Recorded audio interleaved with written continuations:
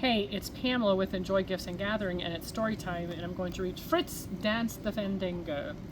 Not many goats danced the Fandango, but Fritz did. He danced beneath the fir trees, he danced among the heather, he danced atop his favorite rock, he loved the sound of his hooves. Clip, clip, clippity-clop. The other goats snickered, they snorted, they laughed their tails off. Their snickers hurt Fritz's ears, their snorts made his hooves feel heavy, like they'd lost their clip and their clop. I don't belong with this herd, he said. I need to find some dancing goats.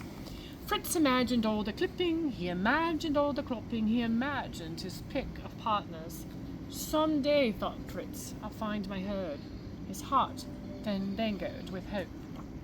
So one morning when the sun was so bright and the field so buttercuppy, Fritz couldn't stop his hooves. He danced over the stile, across the pasture, and past the stream until he couldn't hear a single snicker, or a snort, or a laugh. In a meadow he came upon a sheep named Liesel. "Excuse me," said Fritz, "but do you know any goats who dance the fandango?" "The fan-what-o?" asked Liesel. "The fandango," said Fritz. He tossed off a few steps. Clip, clip, clippity-clop. "Nope," said Liesel, "but I yodel, yodel-hee-hoo, yodel-hee-hoo-hoo." "It's not fandango," she said, "but I like it." The head ewe said it turned her stomachs, all four of them, and so I left the flock. "Come with me," Fritz said. "I'd like to accompany you while I find a new herd." "Oh, I'd be happy to," said Liesel. Fritz and Liesel shambled down ravines and gambled up hills. On the next alp they came upon a dog named Gerhard, dozing in the shade. "Pardon," said Fritz, "but do you know any goats who dance the fandango?" "Fan who?"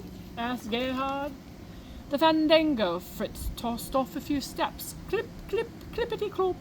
"Nope," said Gerhard, "but let me show you something." He returned with a strange musical instrument. "I play the glockenspiel," said Gerhard. "Ping, ping-a-ling-ding."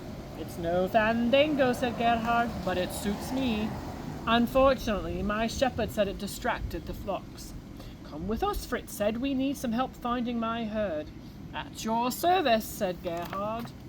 Fritz, Liesel, and Gerhard looked through pastures. They climbed, and they practiced. Clip, clip, clippity-clop, yoodle-hee-hoo, ping-ding-a-ling-ding. They encountered many goats, but no one danced the hokey-pokey, never mind the fandango. And one day Fritz wandered off alone and sad to the other side of the hill. "I think I skipped that, Major. Must be something we can do," said Gerhard. "Yes," said Liesel, "but what?" Liesel and Gerhard thought about all the goats they'd ever met. They thought about the most musical beasts they knew. "Well, there's you," said Gerhard. "And you," said Liesel. "We've never danced the fandango." Fritz sighed. "Will I ever find my herd? Am I destined to dance alone?" His hooves felt heavy, like they'd lost their clip and their clop. But soon Fritz began to miss more than a dancing partner. He missed Liesel and Gerhard. Just then, a sound waffled to Fritz's ears. There was the sound of hooves, dancing hooves. "Could it be?" whispered Fritz.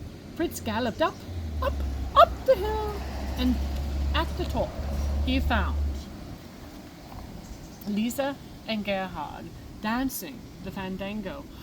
"How did you learn to dance like that?" asked Fritz. "We watched you so often," panted Gerhard.